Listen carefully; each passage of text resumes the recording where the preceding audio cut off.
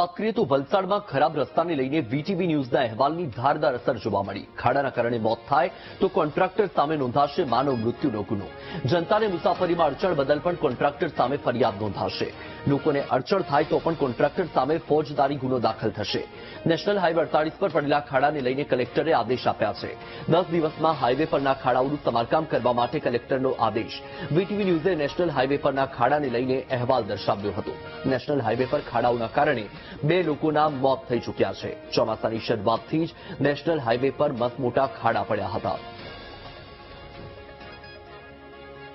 તો આ દ્રશ્ય તમારી ટીવી સ્ક્રીન પર છે। દ્રશ્યમાં તમે જુઓ કે આ જે રસ્તો છે ચંદ્રની સપાટી જેવો જોવા મળી રહ્યો છે અને આ રસ્તાને જોઈને વીટીવી ન્યૂઝે અહેવાલ દર્શાવ્યો હતો અને હવે વીટીવી ન્યૂઝના અહેવાલની ધારદાર અસર જોવા મળી છે।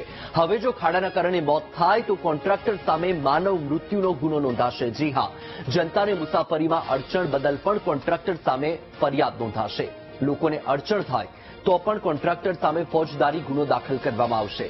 નેશનલ હાઈવે 48 પર જે ખાડા પડેલા છે આ ખાડાને લઈને કલેક્ટરે કડક આદેશ આપ્યા છે કે 10 દિવસમાં હાઈવેનું સમારકામ થઈ જવું જોઈએ। ખાડાઓનું સમારકામ કરવા માટેનો કલેક્ટરે આદેશ આપ્યો છે। વીટીવી ન્યૂઝે નેશનલ હાઈવે પરના ખાડાને લઈને અહેવાલ દર્શાવ્યો હતો। ફરી એકવાર વીટીવી ન્યૂઝ જનતાનો અવાજ બની છે। આપણી સાથે સંવાદદાતા માનવ ફોન લાઈન પર જોડાયા છે। માનવ, વલસાડમાં નેશનલ હાઈવે પર જે ખાડાઓ છે એ ખાડાને લઈને વીટીવી ન્યૂઝે અહેવાલ દર્શાવ્યો હતો। હવે કલેક્ટરે કડક આદેશ આપી દીધા છે। શું માહિતી?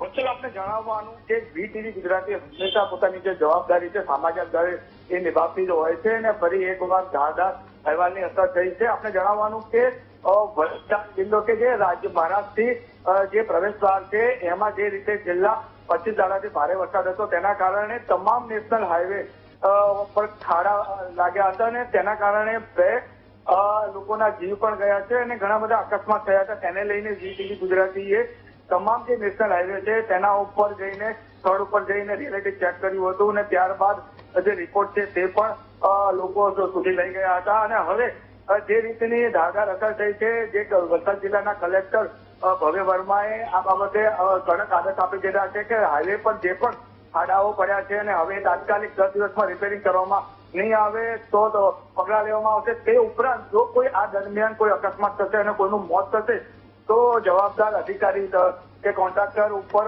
માનવ મૃત્યુનો જે ફોજદારી ગુનો લગાડવામાં આવશે। એટલે ક્યાંક ને ક્યાંક જે રોડ કોન્ટ્રાક્ટર હોય છે કે પછી જે વહીવટી જે અધિકારીઓ હોય છે તેમાં ફફડાટ જોવા મળી રહ્યો છે અને વીટીવીએ જે અહેવાલ જે રજૂ કર્યો હતો તેની ધારદાર ફરી એકવાર અસર થઈ છે।